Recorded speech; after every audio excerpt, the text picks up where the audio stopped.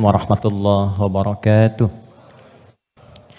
Alhamdulillahi wa kafa wassalatu wassalamu ala Rasulillahil Mustafa wa ala alihi wa sahbihi wa man wafa wa ba'd. Keluargaku, teman-teman di musyawarah yang saya senantiasa berdoa semoga seluruhnya tanpa kecuali dirahmati, dimuliakan dan diridhai oleh Allah Subhanahu wa taala. Dan tentunya doa ini tidak akan menjadi maksimal dapat dirasakan kecuali diiringi dengan ikhtiar juga dari teman-teman untuk mewujudkan itu. Ketika seorang ibu memohon kepada Allah, ya Allah jadikan anakku anak yang saleh, tapi anaknya tidak merespon itu untuk menunjukkan dan berikhtiar mendapat kesolehan, tentu tidak mudah doa-doa itu sampai meresap ke dalam jiwa. Karena itu sekali lagi mudah-mudahan apa yang seringkali kami mohonkan kepada Allah Subhanahu wa taala ada kekuatan dan keyakinan dari teman-teman juga untuk menjemputnya sehingga menjadikan kehidupan dan ranah yang kita pijak dalam pekerjaan profesi apapun menjadi bernilai dan membahagiakan baik di dunia ataupun di akhirat. Baiklah, hari ini kita belajar sesuatu yang sangat penting sekali. Dan ini bila mampu kita olah dengan baik akan menghadirkan puncak kebahagiaan tertinggi. Dan seringkali masalah yang dirasakan oleh setiap orang sumbernya atau puncaknya dari titik ini. Kita akan belajar tentang nafsu. Nafsu. Sering dengar ya? Nafsu, tapi barangkali kita akan olah itu dari pendekatan Al-Quran. Bagaimana nafsu itu diterangkan, seperti apa mengelolanya, dan bagaimana cara mengimplementasikan dalam kehidupannya. Kita bagi dalam 2 sesi, barangkali nanti kita akan ada pemaparan dan kita diskusi untuk mendalami apa yang mungkin kita bisa diskusikan. Bismillahirrahmanirrahim. Kita mulai teman-teman sekalian dari Quran surah ke-91. Nanti silahkan dicek ya. Quran surah 91 itu Asy-Syams. Asy-Syams.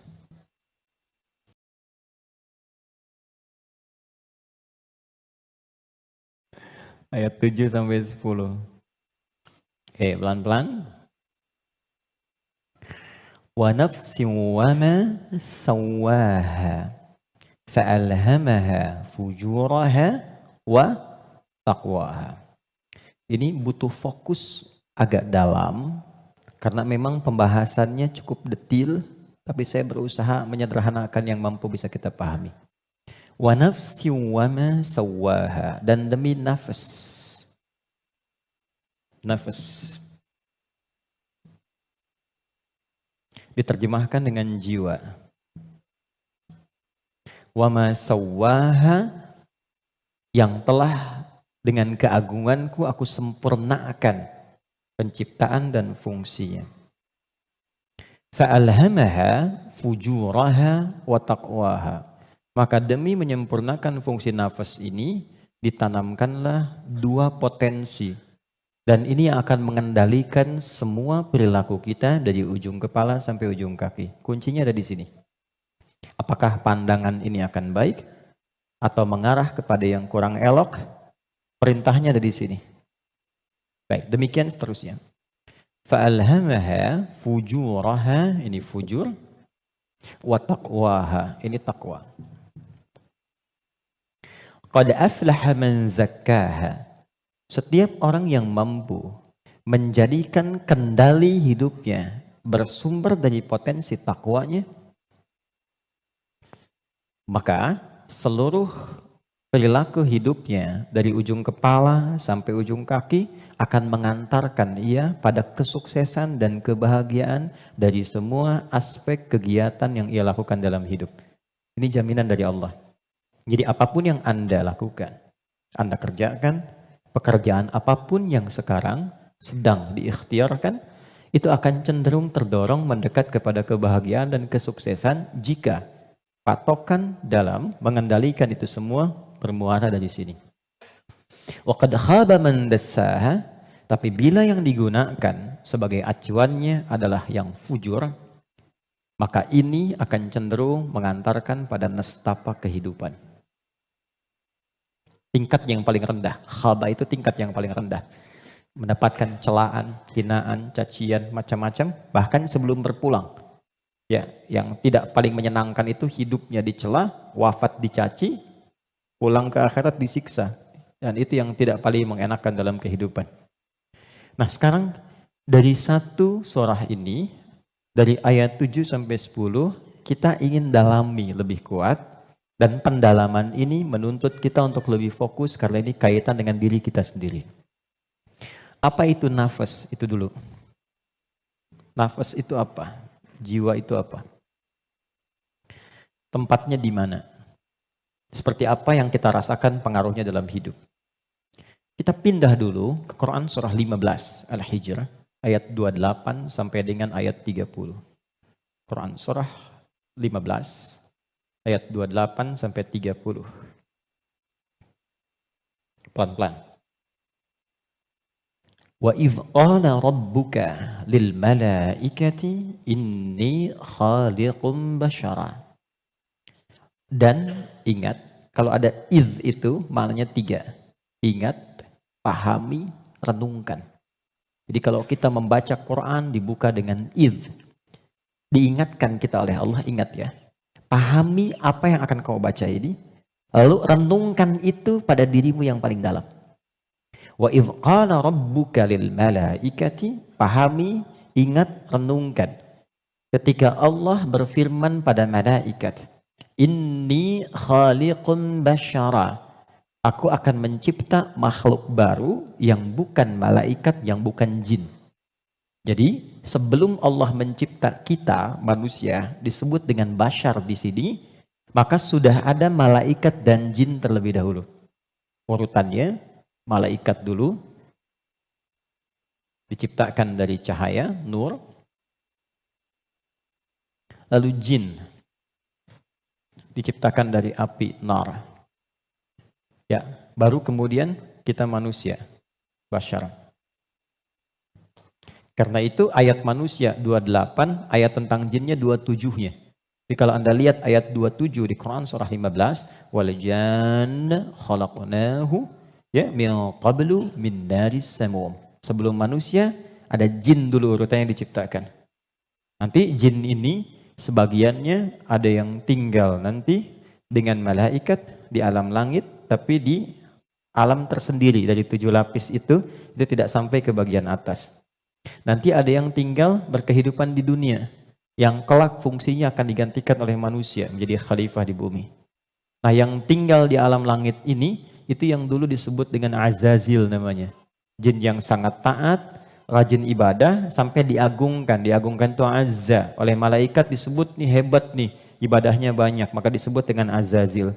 Cuma nanti kisahnya, ketika manusia diciptakan dan akan menempati posisi sebagai khalifah di bumi, jin yang terlihat taat ibadah ini ternyata memiliki kecemburuan yang tinggi sampai membangkang perintah Allah. Maka membangkang perintah disebut dengan fasik. Perbuatannya fasak. Maka berubahlah ia dari jin menjadi makhluk fasik. Ya, tertutup kebaikannya dengan keburukannya. Yang menutup keburukan dengan kebaikan, ada yang buruk yang tak ingin terlihat ditutup dengan yang baik, itu namanya libas, dari kata labasa. Tapi kalau yang baik sudah bagus, ibadah, jujur baik, ditutup dengan keburukan karena sombong misalnya, maka itu namanya dari kata balasa, makhluk yang tertutupnya disebut iblis. Maka dari situ dia menjadi iblis. Di situ ada di Quran surah ke-18 ayat ke-50. Quran surah 18 ayat 50. Wa idh qulna lil malaikati isjudu li adama fasajadu illa iblis kana minal jinni fa fasaqa an amri rabbi. Jadi iblis ini asalnya dari kalangan jin yang tadinya taat tapi tertutup oleh kesombongannya untuk memenuhi perintah Allah, dia tolak karena sombong. Ada di mana? Al-Baqarah ayat 34 dengan kalimat yang sama tapi inti yang beda. Wa idh qulna lil malaikati isjudu li adama fasajadu illa iblis aba, dia enggak mau sujud, wastakbar karena sombong. Ya. Nah, Allah memurkai jin ini menjadi iblis bukan karena enggak sujudnya pada Adam, tapi enggak patuhnya sama Allah. Urusan jin sama Adam itu terkait jin dan Adamnya, tapi ketika tidak mematuhi Allah, maka hilang sifat ubudiyahnya. Maka marahnya Allah kepada jin jadi iblis ini bukan karena Adamnya, karena nggak patuhnya pada Allah. Itu ada di Quran surah ke-7 ayat 11 sampai 12. Qala ma mana'aka alla tasjuda id amartuk. Allah katakan, "Hei iblis," dirubah langsung jadi iblis. "Kenapa kamu nggak mau sujud ketika aku perintahkan?" Jadi yang penting itu perintahnya, bukan karena sujudnya. Kita diminta sholat itu, sholat bukan karena sholatnya, bukan karena sujud rukunya, karena Allah yang perintahkan. Karena kita mengaku beriman, buktikan kita patuh pada Allah. Maka kepatuhan itu wujudnya lewat sholat. Makanya ketika seseorang yang mengaku beriman tidak sholat, itu sama dengan tidak mematuhi Allah. Itu prinsip dasarnya. Baik, kembalikan ke sini. Secara singkat, simpan saja dulu malaikat, simpan jinnya dulu, abaikan iblisnya. Kita fokus ke sini dulu. Maka diciptalah setelah itu manusia, disebut dengan Bashar. Tolong fokus ke sini. Bashar adalah satu dari 5 nama manusia yang disebutkan dalam Al-Quran. Kadang dia disebut dengan ins, dipasangkan dengan jin, dan pasangan ini tersebut 18 kali dalam Al-Quran. Ya ma'syaral jinni wal ins, wa ma khalaqtul jinna wal ins. Kadang dia disebut dengan insan, 65 kali disebut dalam Al-Quran, bahkan ada surah ke-78, surah Al-Insan. Hal ata 'alal insan. Kadang disebut dengan Bani Adam. 7 kali disebut dalam Al-Quran. Ya Bani Adam. Untuk menunjukkan keturunan. Kadang disebut dengan Nas. An-Nas. 241 kali disebutkan dalam Al-Quran. Dan ada surah ke-114. Surah bagi semua umat Islam paling favorit di muka bumi. Qul a'udzu birabbin nas. 5 nama. Uniknya, setiap nama dalam Al-Quran menunjukkan fungsi tersendiri bagi kegiatan manusia. Contoh, kalau ingin menunjukkan kelembutan dan karakter keramahan pada manusia dan penampakannya, maka yang disebutkan kata ins. Lalu disebut lawannya jin. Jin disebut jin karena tersembunyi, nggak nampak. Lawannya ins nampak. Karena itu jin fitrahnya nggak nampak, nggak bisa ada yang lihat jin. Ingat ini ya, kalau ada yang mengatakan saya bisa melihat jin, hanya jin yang mampu melihat jin, maka orang itu sedang kemasukan jin. Ingat itu, ya. Maka sifat jin itu nggak bisa dilihat oleh manusia, tersembunyi. Makanya kalau ada jin melakukan penampakan, itu jin sedang punya masalah. Ya. Karena keluar dari fitrah. Apalagi manusia-manusia yang sedang cari-cari penampakan jin. Hati-hati ya. Oke. Sebaliknya, jin tersembunyi, manusia nampak. Fitrahnya tampak. Ketemu nampak, salaman, senyum. Jadi kalau ada manusia yang suka sembunyi-sembunyi, suami pulang ke rumah sembunyi-sembunyi. Ada pintu depan, dia naik lewat jendela. Dia buka WA istri, ambil handphone suami, sembunyi-sembunyi. Cek dan sebagainya. Ini menunjukkan bahwa suami itu sedang bukan menjadi jin, sedang ada masalah. Gampangnya begitu. Biasanya papasan enak, sekarang cari jalan lain. Itu pasti sedang punya masalah. Itu fitrah. Ya. Yang kedua, jin kasar. Karena itu disebut jin. Manusia lembut. Karena itu tampilan karakternya selalu lahir sifat kasar. Gak ada orang misalnya, maaf, kemasukan jin jadi lembut, gak ada. Mas Dude izin pengen ikut kajian, sedang kemasukan jin, itu mustahil. Biasanya dia meracau. Nah manusia itu karakternya lembut. Makanya saking lembutnya Allah tanamkan kecintaan kepada anak yang baru dilahirkan. Anak siapapun itu. Orang pasti senang. Pengen gendong, pengen cium dan sebagainya. Pertanyaannya, kenapa kok tiba-tiba kata-katanya bisa menjadi kasar? Perilakunya kok jadi keras? Padahal ketika lahir, dia dalam keadaan baik. Maka nanti babnya tersendiri. Ada bab tentang lingkungan, bab tentang orang tua, perhatian dari saudara-saudarinya. Kullu bauludin yuladu 'alal fitrah fa'abawahu. Lingkungan, bisa orang tua, bisa teman, bisa sekolah dan sebagainya. Oke. Insan tidak disebutkan kecuali menunjuk pada manusia yang terkait dengan totalitas aktivitasnya dari bangun tidur sampai tidur lagi. Jadi, kalau Anda menginginkan belajar tentang manusia dari sudut pandang akhlak, pelajari kata ins. Kalau Anda ingin belajar tentang manusia yang menata kurikulum hidupnya, apa yang harus dilakukan saat bangun, bagaimana menata hidup dengan panduan-panduannya, Anda mau jadi apapun silahkan. Nanti di Quran ada panduannya. Dari bangun tidur sampai tidur lagi, keluarkan semua kata insan dalam Al-Quran. 3. Kalau kita ingin melihat genealogi kita dan perjalanan sejarah kehidupan bapak moyang kita dari Nabi Adam sampai ke Rasulullah SAW yang jadi petunjuk untuk kita, maka temukan di kalimat Bani Adam. Jika Anda ingin belajar tentang bagaimana membangun hubungan yang baik secara sosial dengan teman, dengan lingkungan, dengan tetangga dan sebagainya, maka keluarkan semua kata nas dalam Al-Quran. Tapi kalau Anda ingin belajar tentang menata nafsu yang ada dalam jiwa setiap manusia, maka keluarkan kata bashar dalam Al-Quran.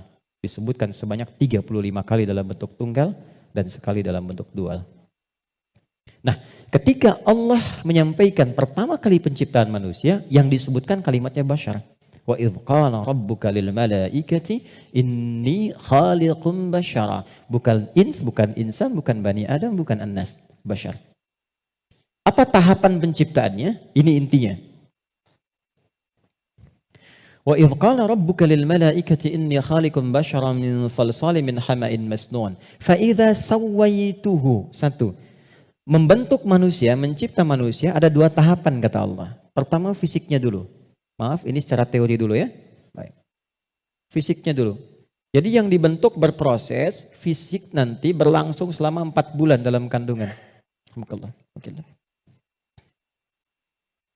Ini detailnya ditemukan. Misal di Quran surah ke-22 Al-Hajj di ayat yang kelima, atau di Quran surah ke-23 Al-Mu'minun dari ayat ke misalnya 11 sampai dengan 15. Hadisnya di Al-Arba'in An-Nawawiyah nomor hadis yang keempat. Contoh, saya cepat bacakan. Inna ahadakum yujma'u fi batni ummihi arba'ina yawman nutfah. Setiap anak cucu Adam sebelum terlahir dari rahim ibundanya akan mengalami proses selama 40 hari pertama pertemuan spermatozoa dengan ovum, proses. Thumma yakunu mithla dzalika 'alaqah. 40 hari yang kedua membentuk zigot yang mulai menempel di dinding rahim, mulai berproses. Thumma yakunu mithla dzalika mudghah. 40 hari ketiga berbentuk mulai ada daging keratan, mudghah. Sekarang di kurikulum kedokteran di fase modul awal, namanya modul tumbang, tumbuh kembang, itu sama, diksinya sama, menggunakan kata mudghah. Pernah ada anak dari UIN kedokteran datang ke saya, Ustaz saya minta belajar. Saya bilang, Anda dari mana? Kedokteran. Berikan dulu semua modul Anda ke saya untuk saya pelajari dan saya belajar dari Anda, baru kemudian Anda boleh belajar dari saya. Maka saya temukan di antara modulnya ada kata mudghah di dalamnya. Baik, itu usia 4 bulan, 40 hari ketiga. 40 kali 3, 120 hari, 4 bulan. Thumma yursalu ilahil malak fayanfukhu fihi ruh. Ini poinnya. Di usia 4 bulan ini barulah diperintahkan oleh Allah ditiupkan roh.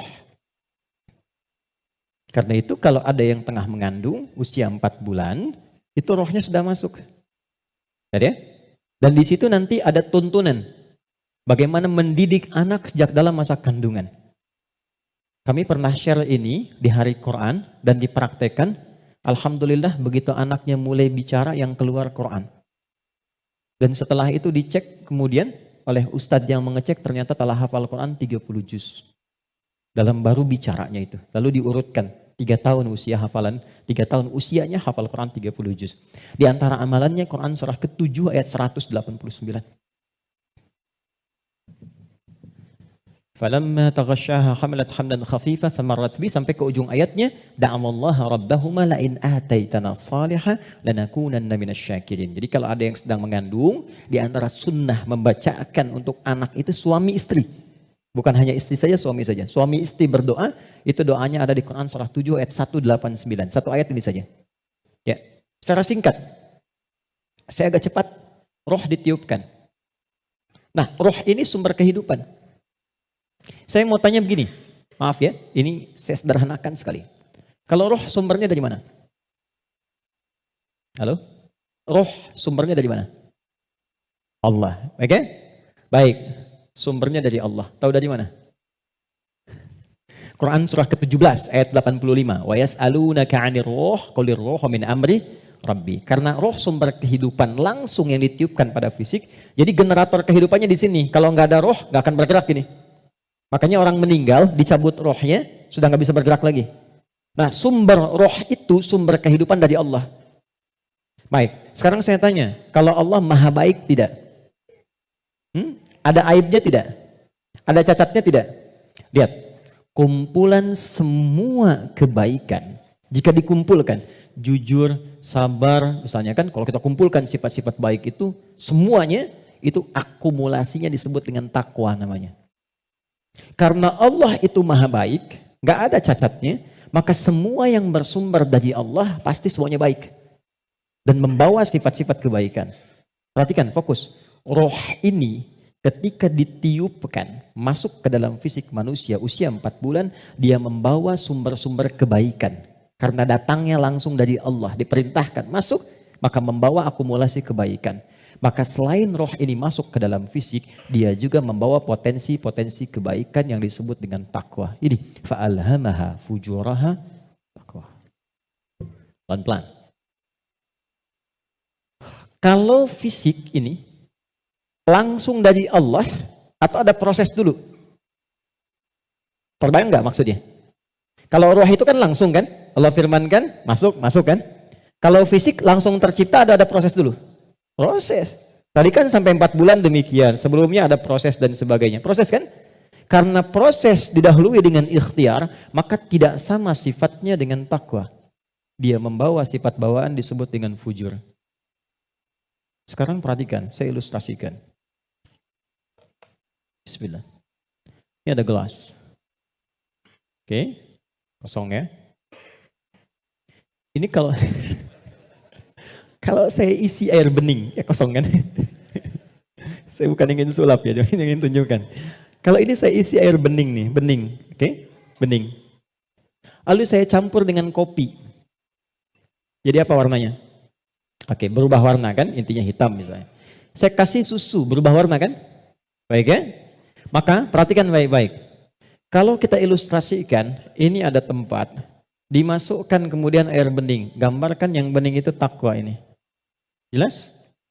Takwa itu tadi sifat yang melekat kepada apa? Roh. Masih ingat? Kemudian dia bercampur dengan ini, sifat bawaan dari fisik.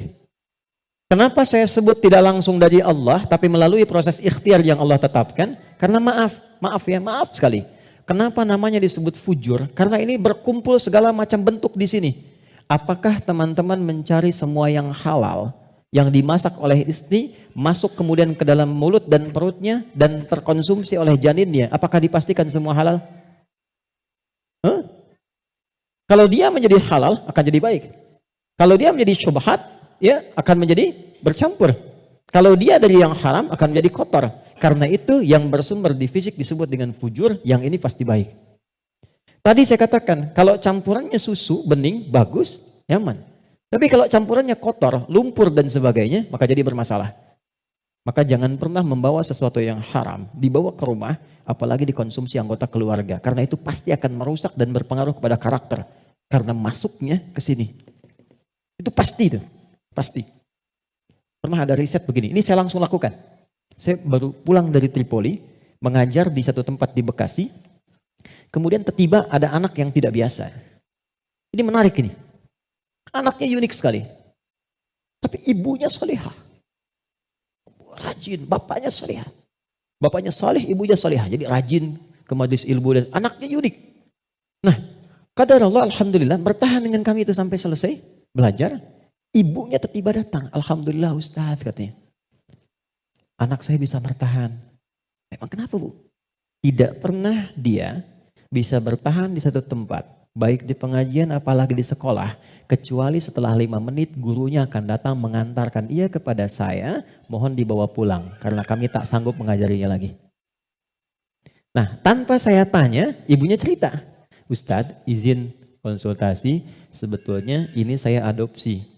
Karena dulu kami mencoba menyelamatkan, saya bekerja sama dengan kawan saya yang public figure juga perempuan, menyelamatkan 2 anak kembar dari perilaku orang tua yang ayahnya pencuri, ibunya suka mabuk. Jadi begitu sedang mengandung, ibunya masih minum minuman yang diharamkan itu. Maka itu berpengaruh kepada janinnya, lahir ia, nah mengeluarkan itu nggak mudah tuh, karena sudah menjadi daging. Maka harus disupport lagi dengan yang halal, ditanamkan lagi yang baik-baik supaya keluar itu. Nanti ada tahap yang ringan, tahap yang menengah, tahap yang paling susah. Tapi itu semua ada caranya untuk mengembalikan. Yang ingin saya gambarkan adalah, hati-hati kita ilmiah sekali hari ini. Ini bawaan dari gabungan fisik sifatnya fujur, yang ini roh membawa sifat takwa. Karena takwa yang bening bercampur dengan fujur, maka merubah keadaan roh.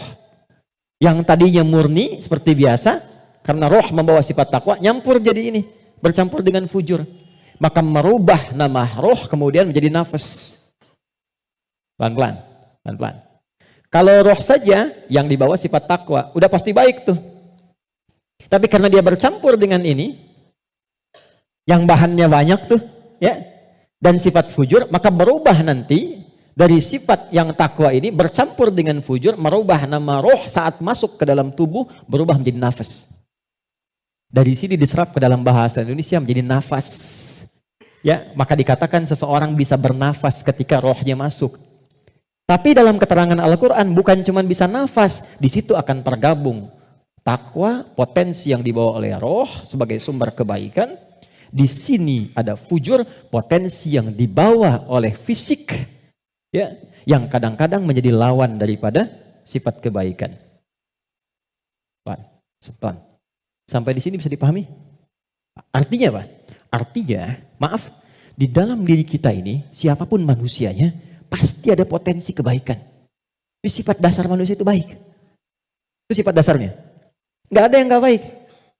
Makanya, maaf, sepencuri-pencurinya pencuri, sebetulnya hatinya menolak. Ketika akan mencuri, pasti hatinya menolak itu. Itu salah. Karena itu pencuri nggak mau dicuri. Coba kalau 3 orang mencuri, yang satu misalnya menyembunyikan hasil curiannya, maka bosnya akan berkata, maling kamu. Padahal mereka baru maling gitu kan. Ya? Oke, pelan-pelan ya. Jadi singkatnya, di dalam diri kita terkumpul semua potensi kebaikan yang dibawa oleh roh. Dan saat yang bersamaan, ada potensi yang dibawa oleh fujur dari fisik. Ada di sini, ini lawannya. Nah, yang menarik begini, ini potensi takwa ini, akumulasi semua kebaikan, kita sebut dengan sumber positif, gini. Yang ini, didesain oleh Allah sebagai lawannya, kita sebut kutub negatif begini, fujur. Pelan-pelan ya. Dan ini sudah menjadi hikmah kehidupan. Apapun yang bisa bergerak akan selalu ditemukan positif dan negatif. Anda beli robot-robotan pakai baterai, pasti ada kutub positif dan negatif kan? Ya kan? Proton dan neutron. Dalam proton nanti ada neuron dan macam-macam, ada partikel, ada atom dan sebagainya. Jelas ya? Ini semua hukumnya sudah begitu. Ini hukum kehidupan. Tapi kaitan dengan diri kita, ini yang harus kita sadari. Saya turunkan ke sini untuk lebih mudah. Nafas, di sini ada takwa, semua kumpulan sifat baik, jujur, rendah hati, kemudian sabar, dan seterusnya. Saat yang bersamaan, di sini ada lawannya, sifat fujur. Jadi kalau teman-teman di sini menemukan jujur, di sifat fujur itu ada dusta. Kalau di sini ada rendah hati, di sini ada sombong. Kalau di sini ada sabar, di sini ada sifat amarah yang berlebihan, pemarah. Nah, kita mesti menyadari setiap manusia itu punya potensi jujur, tapi saat yang bersamaan punya potensi dusta. Dia punya potensi rendah hati, tapi saat yang bersamaan dia bisa sombong. Nah, yang paling menarik adalah bagaimana kita bisa mengendalikan ini sehingga yang keluarnya selalu yang baik. Dan yang ini bisa kita tutup, bisa kita tekan sehingga tidak muncul ke permukaan. Nah, inilah inti pembahasan kita yang akan kita turunkan. Saya ingin fokuskan betul pada apa yang akan saya terangkan saat ini. Jadi yang barusan muqaddimah ya. Sekarang kita mulai ke intinya. Saya ingin berikan penjelasan dari akarnya dulu supaya kita paham tentang diri kita. Jelas sampai di sini? Halo? Jelas ya? Oke. Yuk kita lihat. Kembali ke Quran surah Asy-Syams ayat 7 sampai 10. Wa nafsin wa ma sawwaha, dan demi jiwa nafas yang telah aku sempurnakan, kata Allah penciptaannya. Fa'alhamaha fujuraha wa taqwaha. Maka diilhamkan pada nafas ini ada 2 yang seakan berlawanan, yaitu fujur dengan bawaan ini dan takwa sifat baik. Sekarang lihat rumusnya. Qad aflaha man zakkaha. Qad. Saya berikan gramatikal bahasa Arabnya dulu. Qad harfut tahqiqin wa taukidin. Huruf tahqiq yang menjamin sesuatu. Taukid yang menegaskan satu hukum. Cara menerjemahkannya, qad aflaha, aku jamin, kata Allah. Dan aku tegaskan. Orang yang mampu menata zakat, menata nafasnya dengan baik, maka hidupnya akan cenderung sukses dan bahagia. Apapun pekerjaannya. Baik, kalau Anda buka terjemahan, zakat itu diterjemahkan dengan menyucikannya. Qad aflaha man zakkaha. Ini kuncinya. Jadi kalau kita ingin menata qalbu, menata nafas, maka caranya dengan zakat. Zakah menyuci. Saya tanya ke akhwat ya, teman-teman. Kalau menyuci itu membuang bajunya atau kotorannya? Oke. Saya tanya ke teman-temannya ikhwan yang pria. Sekali lagi saya pastikan. Menyuci itu membuang bendanya atau menghilangkan kotorannya? Kotorannya. Baik. Sekarang saya tanya pada semuanya. Kalau tidak kotor, mungkin nggak dicuci? Huh? Halo? Kalau tidak kotor, mungkin nggak dicuci. Baik, baik. Sekali lagi, yang ketiga, yang terakhir. Jadi adanya kotor itu untuk menunjukkan yang bersih atau untuk mengotori pakaiannya. Ayo, bingung sekalian nggak apa-apa. Manfaat kotor itu, kotor untuk menunjukkan yang bersih atau untuk mengotori pakaiannya? Bukan, yang mengotori itu andanya, gitu kan? Kotor itu diciptakan untuk mendapatkan bersihnya. Sebab kalau nggak ada kotor, nggak akan ketahuan bersihnya. Anda nggak mungkin nyuci kalau nggak ada kotoran, nggak ada kerjaan. Tapi supaya ketahuan itu bersih, ditampakkan yang kotornya. Kan harus ada pembanding. Dari mana taunya orang itu baik? Kalau ada yang buruknya, bisa dibandingkan. Tahu dari mana dia jujur? Kalau ada bohongnya. Tahu dari mana bersih? Kalau ada kotornya. Maksud saya, kotoran itu diciptakan bukan ingin mengotori pakaiannya, tapi ingin menghasilkan kebersihan di balik kotoran itu. Karena itu menyuci, itu membersihkan kotoran, bukan membuang bendanya. Tarik logika itu ke sini. Qad aflaha man zakkaha. Allah menciptakan sifat fujur, bukan ingin menjadikan manusia itu terjebak dalam keburukan. Jadi jangan bertanya begini, kenapa Allah ciptakan sifat dusta? Kan saya nggak akan berdusta kalau begitu. Kenapa Allah ciptakan sifat sombong? Kan saya nggak akan sombong kalau begitu. Bukan, kata Allah, pada asalnya diciptakannya fujur dengan semua sifat ini adalah untuk menjadi katalis dalam bahasa kimia itu.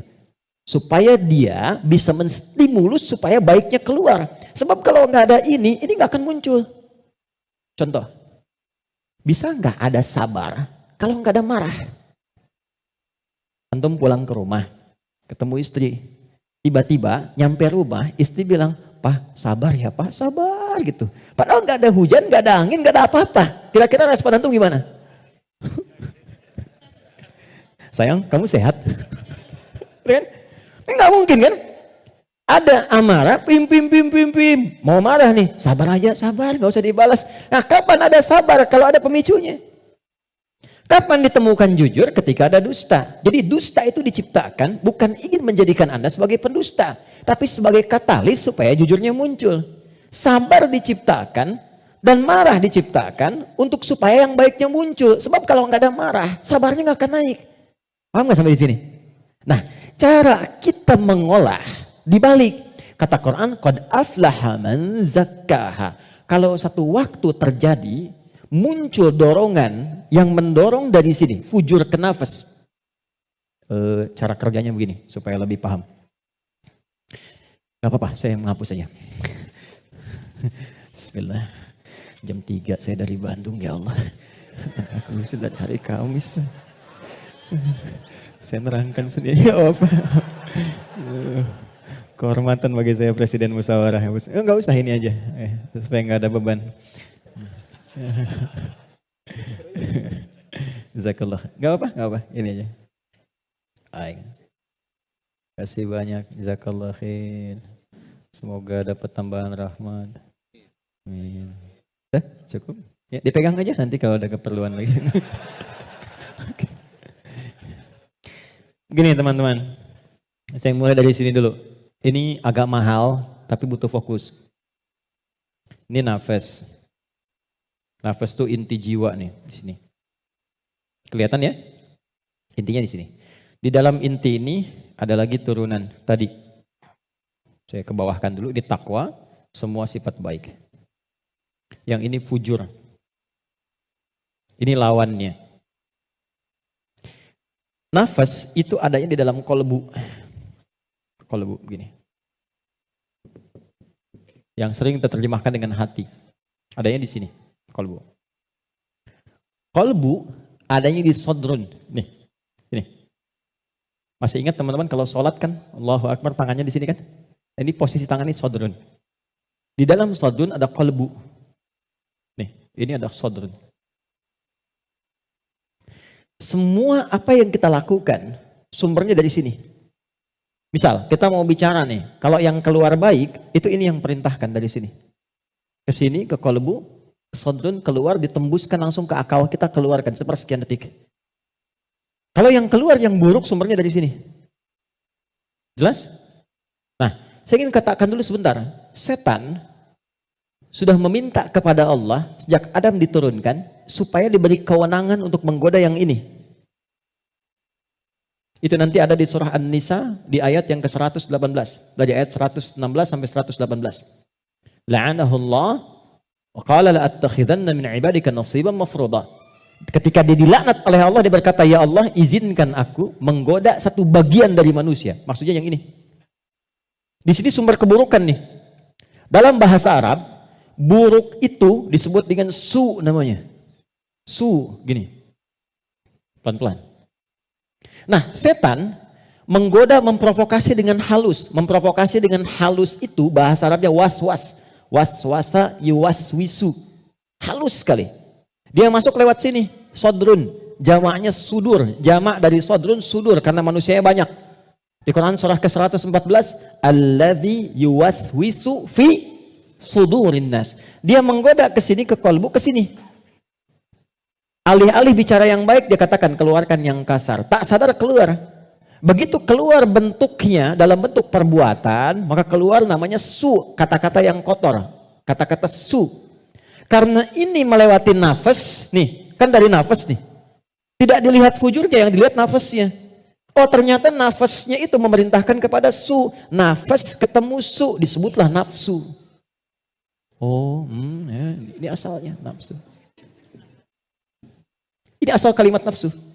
Dari mana ini ditemukan? Quran surah ke-12 ayat 53. Paling kiri sebelah atas di mushaf. Quran surah 12 Yusuf ayat 53. Wa ma ubarni'u nafsi innan nafsa nafas la'amaratum bisu. Nafas ketemu su jadilah nafsu. Jelas? Nah, asalnya nafas ini netral. Di dalamnya ada takwa, ada fujur. Yang ini, yang kelihatan jelek, sebetulnya asalnya katalis untuk yang ini. Bukan ingin menjadikan kita berbuat buruk, tapi lebih menjadikan yang fujur ini mendorong supaya yang sifat baik itu muncul ke permukaan. Pertanyaannya caranya bagaimana? Kata Quran, qad aflaha man zakkaha. Zakka, sifatnya disebut tazkiyah. Cara paling gampang memahaminya adalah ketika muncul dorongan yang kurang bagus, cari cepat lawannya yang baik, yang ini. Karena ini diciptakan untuk memunculkan yang takwa. Jadi ketika Anda menemukan ada yang dusta, bukan mengajak Anda berdusta, tapi supaya Anda memunculkan kejujuran dalam diri Anda. Ketika ada seseorang misalnya datang dengan kesombongan, maka itu adalah pelajaran bagi kita supaya jangan ikut sombong. Yang dimunculkan sifat rendah hatinya. Dicari lawan terbaliknya. Itu poinnya. Prakteknya bagaimana? Contoh. Apa lawan cemberut? Lawan cemberut apa? Senyum. Jadi kalau istri cemberut, harusnya antum senyum. Cemberut dititipkan kepada istri bukan membuat antum supaya marah atau mengintegrasi, tapi supaya antum senyum. Antum pulang ke rumah, lihat istri sedang cemberut. Oh, cemberut. Lawannya apa? Senyum. Sayang. Kok cemberut? Kayaknya kenal. Sling, ada hadiah iPhone 14 Pro Max misalnya kan. Contoh. Dalam hidup itu simpel sebetulnya, cari lawannya. Sedih lawannya apa? Senang. Ketika ada seseorang sedih, cari apa yang bisa membuat dia senang. Ya, ketika seseorang misalnya sedang gelisah, cari ketenangan. Ketika ada seorang berbuat sombong, antum datang dengan kerendahan supaya mengajarkan dia kembali kepada sifat rendah hati ya. Kalau semua orang bisa melakukan semua ini, walaupun tidak mudah mengerjakannya, maka kata Allah hidupnya akan cenderung bahagia. Itu asalnya. Tapi problemnya adalah di sini ada setan yang memberikan was-was supaya ini muncul dominan. Apa yang bisa mencegah dan menghambat setan supaya tidak menjadikan manusia dominan dengan sifat fujurnya dibanding takwanya? Sebelum sampai ke sana, saya ingin jeda dulu. Saya ingin simpulkan dulu konsep dasarnya. Jika kita ingin menata nafas dengan baik, sehingga tidak didominasi oleh nafsu, sifat-sifat yang kurang bagus, maka setiap mendapati kekurangan-kekurangan atau hal yang kurang positif dari siapapun lawan kehidupan kita, maka cepat munculkan lawan baiknya. Kadang-kadang yang diuji bukan kita, yang diuji orang lain, tapi yang disasar hikmahnya kita. Itu namanya fitnah. Jadi fitnah itu tidak harus selalu tuduhan. Bisa jadi ujian. Misal, inna min azwajikum wa auladikum, bahkan amwalikum fitnah. Kata Allah, anak-anak itu jadi fitnah. Maksudnya apa? Kadang-kadang di anak-anak ada aktivitas-aktivitas yang mungkin tidak ideal, yang orang sebut dengan nakal. Ya? Padahal tidak ada anak yang nakal. Boleh jadi anak itu dibuat aktif supaya kreativitas orang tuanya makin muncul. Jadi ketika Anda melihat anak-anak punya ekspresi tersendiri, lihat dulu dari yang kurang bagus itu, apa yang dimunculkan yang baik supaya keluar. Itu caranya. Sama dengan begini, itu ada kejadian di Cianjur. Musibah. Bagi warga Cianjur yang terkena, itu bala namanya. Ibtila, ujian langsung yang dialami. Bagi kita itu fitnah. Ujian yang diberikan ke sana, tapi hikmahnya menyentuh diri kita. Ada nggak yang terpanggil untuk datang? Betul nggak orang beriman saling merasakan? Betul nggak titipan harta itu benar-benar untuk berbagi dan sebagainya? Maka diberikan ujiannya di sana. Mungkin yang wafat di sana masuk kategori syahid akhirat. Karena di antara syahid itu kan tertimpa bebangunan, meninggal dia syahid. Kita wafat bagaimana? Maka disentuh untuk datang. Kami ke sana bangun posko, lihat teman-teman, maaf ya, ini pelajaran besar ya. Mohon kalau kurang berkenan, mohon saya dimaafkan dengan kalimat ini. Demi Allah saya katakan, rumah yang mewah sampai yang biasa hancur. Dan yang paling menarik bukan itu. Yang paling menarik hati kita untuk merenungkan. Bahkan rumah yang masih bertahan pun dan masuk kategori mewah, tidak ada yang berani penghuninya untuk datang ke tempat itu. Dia lebih memilih mengungsi atau tinggal di tenda-tenda yang bahkan jauh dari kata layak. Pertanyaan saya, jadi yang selama ini dikumpulkan kerja keras siang dan malam, jadilah sesuatu yang mewah itu, kendaraan yang hebat itu, lalu untuk apa kalau tidak digunakan dan dinikmati ketika Allah memudah membalik itu dalam sepersekian detik? Maka saya ingin katakan pada teman-teman, jangan sampai terjadi dalam satu masa, dalam satu waktu, sudah kerja, lelah, capek dan sebagainya, tapi karena hubungan yang jauh dari Allah, atau karena sebab tertentu, justru berbalik nikmat itu menjadi sesuatu yang bahkan tidak bisa dinikmati secara langsung. Itu pesan pertama. Tapi jangan disimpulkan bahwa di sana ada maksiat dan sebagainya, tidak ke situ arahnya. Boleh jadi mereka ditetapkan oleh Allah untuk mendapatkan kemuliaan karena datang keluarga-keluarga besar membawa sesuatu yang bahkan belum pernah mereka lihat sebelumnya. Yang gak pernah menemukan makanan-makanan yang mungkin menurut kita enak dan layak. Yang merasakan perhatian, merasakan bantuan-bantuan, kenal saudaranya. Yang gak ada masjid, dibangunkan masjid lagi. Yang wafatnya syahid, kita siapa? Dan bagaimana cara kita kembali kepada Allah Subhanahu wa Ta'ala? Nah, itu fitnah. Ujiannya di sana yang merespon kita di sini. Terkadang adanya pada tetangga kita. Tetangga yang sakit dibuat sakit bukan karena ingin menjadikan dia sakit. Boleh jadi Allah ingin menguji Anda sebagai tetangganya, sikapnya bagaimana. Itu cara melihatnya. Tetangga Anda ada kekurangan, mudah bagi Allah menjadikan dia kaya. Tapi Allah titipkan kepada Anda tetangganya supaya Anda merespon harta yang Allah titipkan itu untuk berbagi. Contoh lain, Anda sudah ke masjid. Anda punya tetangga, belum mau ke masjid. Dijadikan ia menjadi tetangga Anda, bukan untuk Anda caci, atau Anda katakan, tuh saya punya tetangga gak pernah ke masjid. Bukan.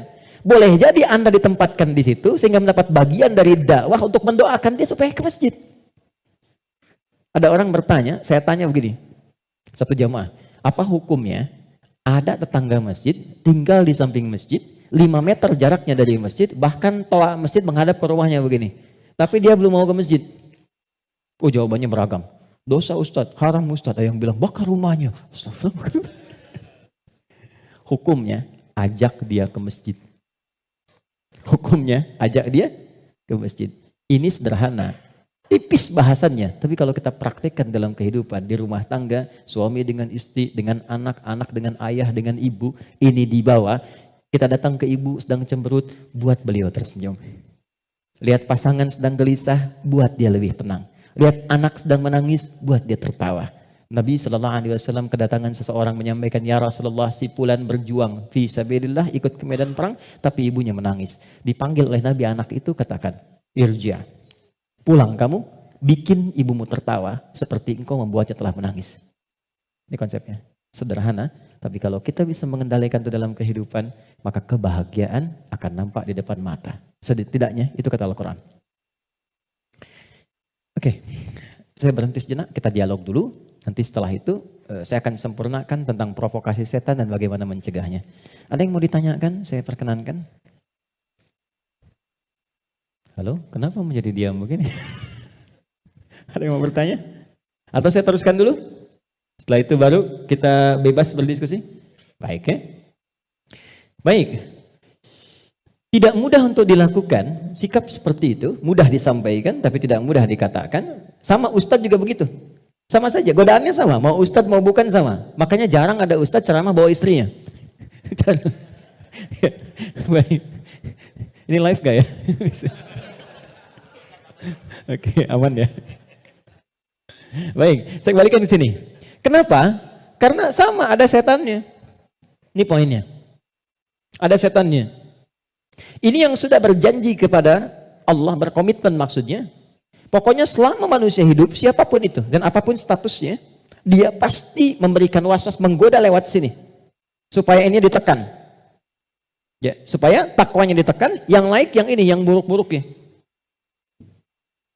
Maka bagaimana cara mencegah godaan-godaan setan itu, sehingga kita manusia tidak terbawa dalam nuansa provokasi setan, sehingga bertransformasi dari pribadi yang lembut, ini, berubah menjadi pribadi yang kasar, yang kotor tindakannya, dan sebagainya.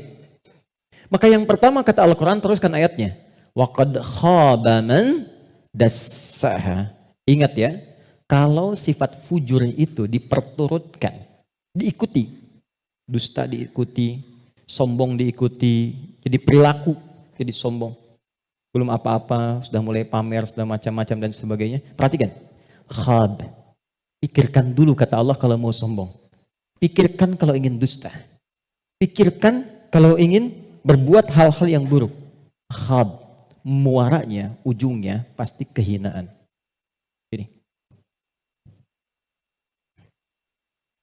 Jadi sebelum berbuat sesuatu yang menyimpang, kalau Anda ingin berkata kotor, pikirkan dulu. Karena ketika itu keluar, Anda akan terhina, kata Allah. Anda akan terhina. Kalau bukan ada yang di hadapan, orang lain yang akan tergerak untuk menghinakan itu. Karena itu tidak sedikit orang yang mengeluarkan kata-kata kotor dalam kehidupan, terekspos kemudian, bukankah dirinya menjadi rendah? Mau sombong, bagi dirinya mungkin hanya ingin menampilkan kerja keras saja. Tapi ketika ditampilkan dalam bentuk sombong, diikuti provokasi ini, maka apa yang terjadi? Khab. Kata Allah, ujung-ujungnya pasti ini, terhina hidupnya. Entah itu mendapatkan celaan, entah itu mendapatkan cacian. Jadi semua bentuk keburukan yang dialami oleh manusia itu kembali kepada perilakunya. Dan pada akhirnya adalah mengikuti bisikan-bisikan yang disampaikan oleh setan. Jadi yang pertama kali, kalau terfikir sesuatu yang buruk, langsung kata Allah pikirkan. Maaf ya, hei jangan kerjakan. Kalau tidak, kamu akan terhina di ujung. Maaf sekali lagi, maaf. Seseorang ketika berbuat korupsi misalnya, dia merasakan akan mendapatkan sesuatu yang besar. Tapi Quran menasihati jangan lakukan. Karena kamu akan terhina. Betapa itu terbukti ketika dia diketahui. Entah itu KPK, kejaksaan atau polisi, menangkap dan seterusnya. Perhatikan, apa hukuman yang didapatkan dalam kehidupan sosialnya. Cacian, makian, celaan. Dan yang paling dahsyat, bukan hanya orang yang melakukan, sampai anaknya dapat bagiannya. Padahal tidak pernah mengerjakannya. Keluarganya mendapatkan bagiannya, padahal tidak pernah melakukannya. Karena itu, masuk kepada yang kedua. Nahnu narzuqukum wa iyyahum, atau nahnu narzuquhum wa iyyakum. Ada dua ayat. Kaidah-kaidah perilaku dan rizki ada yang terwariskan. Yang kedua kata Allah, kalau kamu merasa bisa menanggung kehinaan pada dirimu, pikirkan keluargamu. Contoh, Anda mengatakan, saya belum menikah Ustadz, tapi Anda kan punya ayah, punya ibu. Jadi kalau Anda berbuat sesuatu yang buruk, orang tua Anda akan kena. Anda berbuat maksiat, terjebak dengan perbuatan buruk, menggunakan benda-benda yang haram misalnya, atau mencuri atau macam-macam, waliyadzubillah. Dilakukan itu, diketahui, diekspos di publik, bukan punya Anda, bukan hanya Anda, ibu Anda akan kena, ayah Anda akan kena. Karena itu kata Quran, sebelum Anda berbuat yang kurang baik sebagai anak, pikirkan dulu orang tua. Jadi kalau merasa sebagai anak saya akan menanggung itu nggak apa-apa, pikirkan orang tua Anda. Apa tega ibu yang telah mengandung, melahirkan, merawat, mendidik, ayah yang penuh dengan peluh, merawat Anda, menyayangi Anda, menemani Anda saat tidur, tiba-tiba hanya mendapati keburukan yang dari Anda kerjakan. Mendapati limpahan keburukan dari hasil kreasi anaknya. Satu. Tapi kalau Anda orang tua, maka ingat anak dan keluarga. Saya sedih ya dapat beberapa informasi yang kadang-kadang dari instansi pemerintahan juga konsultasi. Salah satunya yaitu kok masih ada yang nekat berbuat seperti ini. Anda bisa bayangkan seorang bapak korupsi, anaknya dibully di sekolah sampai dia putus sekolah. Salah apa anaknya? Ibunya berbuat maksiat, ketahuan. Keluarganya yang kena. Suaminya yang hancur karirnya. Karena yang istrinya berbuat yang tidak bagus, berselingkuh, bergaul dengan pasangan yang lainnya, suaminya yang kena, suami yang kemudian diputus pekerjaannya, anak-anak yang kena bulinya. Jadi masuk yang kedua, ketika ada seseorang yang berpikir mengikuti provokasi setan, kata Allah, pikirkan keluargamu. Pikirkan anakmu. Yang ketiga, yang terakhir, pikirkan kematian, wafat. Jadi kalau sedang terdorong oleh nafsu yang diarahkan oleh setan untuk berbuat yang buruk, misal, maaf, ingin mencela orang, hanya sekedar bikin status. Coba bayangkan saat berbuat seperti itu, Anda diwafatkan oleh Allah Subhanahu wa Ta'ala. Apakah mau wafat dalam keadaan sedang berbuat maksiat? Sementara selama ini Anda sholat, Anda puasa, Anda zakat dan sebagainya. Tiba kemudian berbuat maksiat dan wafat dalam keadaan demikian. Itu puncak terakhirnya yang paling cepat bisa mengendalikan nafsu kita supaya tercegah dari perbuatan yang buruk. Selebihnya di situ doa-doa untuk menguatkan itu semua. Ada ayat kursi, ada tiga surah paling favorit semuka bumi terakhir. Al-Ikhlas, Al-Falaq, An-Nas. Ada istighfar dan lain sebagainya. Nah itu jalan-jalan yang bisa kita lakukan. Dan sebagai penutup, kalau sudah pernah terjebak berbuat seperti itu, bagaimana cara kembalinya? Ini ada jalan rel. Salah belok ke sini. Ingin balik lagi supaya ke jalan yang benar. Balik kembali. Kembali ke jalan yang lurus, yang benar. Untuk menempuh jalan yang lebih baik, dalam bahasa Arab disebut dengan taba, sifatnya disebut dengan taubat. Maka muncullah ayat taubat. Quran surah ke-4 ayat 17. Quran surah ke-4 ayat 17. Saya berhenti dan berakhir di sini. Ada? Innamat taubatu 'ala Allahi lilladzina ya'maluna as-su'a bijahalatin thumma yatubuna min qarib. Masih ingat teman-teman, kalau perbuatan dari nafsu jadi wujud perbuatan, maka disebut apa namanya? Perbuatannya disebut apa? Masih ingat gak? Kalau lupa suka gak ingat tuh. Masih ingat kan? Kan? Oke. Sekarang di ayat itu, innamat taubatu 'ala Allahi lilladzina ya'maluna as-su'. Kata Allah, kalau ada yang pernah terjebak berbuat buruk dalam hidup, kata-katanya keluar kotor, tindakannya nggak bagus, hartanya didapatkan dari jalan yang tidak baik misalnya. Terus dia ingin merubah itu. Dia merasa saya diprovokasi oleh setan, terjebak oleh nafsu, pengen berubah, pengen menghilangkan itu semua. Maka apa yang harus dilakukan? Tsumma yatubuna min qarib. Ini yang indah nih. Bab ini yang paling penting. Mohon fokus baik-baik. Ini yang paling penting dan ini yang paling dahsyat yang bisa kita dapati saat ini. Tsumma yatubuna min qarib. Ini kalimatnya. Gak perlu dihapus dulu, biarkan dulu saja. Nih, teman-teman gini. Kemudian saat dia sadar itu salah, dia bergegas ingin segera memperbaiki. Kalimat ini menjadi mahal karena ada informasi di dalamnya dan ini rahasia. Mohon dijadikan antara kita saja di hari ini ya. Perhatikan kalimatnya. Ternyata, maaf, seburuk-buruknya perbuatan yang pernah dikerjakan oleh manusia, rahmat Allah menjadikan setiap manusia itu selalu mendapat kesempatan cahaya untuk kembali. Karena itu, seburuk apapun perbuatan yang pernah dilakukan, pasti akan ada kilatan di hati kita yang mengingatkan, apa masih mau begini terus? Bisa nggak saya berubah? Pernah nggak merasakan itu? Ya, bisa nggak saya tahajud malam? Bisa nggak saya sholat? Sampai kapan saya mau begini? Nah itu yang mahal. Kadang-kadang datangnya lewat renungan, kadang-kadang datangnya lewat pandangan. Misal Anda pulang dari pekerjaan, kok tiba-tiba Anda lewat ke depan masjid yang banyak orang sedang menunaikan sholat. Tiba-tiba Anda lewat ke pesantren yang anak-anak kecil sudah bawa mushaf, pengen menghafal. Sedang melihat kan? Pertanyaan saya, kok bisa Anda lewat situ, padahal bisa melalui jalan yang lain? Itu kalau bukan sayang Allah, gak mungkin diberikan demikian. Kadang-kadang lewat pendengaran. Kadang-kadang pendengaran dan penglihatan. Pendengaran misal, ta'lim di masjid, Masjid Raya Pondok Indah, atau misalnya MRBJ di sini. Suara keluar, Anda lewat situ. Begitu Anda lewat, terdengar kalimat, bertobatlah kepada Allah sebelum kita semua wafat. Padahal kalimat itu ditujukan pada jamaah yang di dalam, tapi suaranya keluar, Anda yang dengar. Kok bisa Anda dengar itu gitu? Kadang-kadang pendengaran dan penglihatan. Anda pengen lihat YouTube, ngecek yang lain, tapi yang keluar pengajian. Yang paling dahsyat jawaban dari pertanyaan Anda selama ini. Nah, itu yang dimaksudkan. Kalau Anda mengalami momentum seperti itu, kata Quran, cepat ambil. Karena Allah sedang memberikan kasihnya secara langsung tanpa campur tangan siapapun. Biasanya, kalau dalam kondisi seperti itu disambut oleh seorang hamba, maka muncullah rahmat Allah pada saat itu yang akan langsung merubah hamba itu menjadi kekasih Allah Subhanahu wa taala.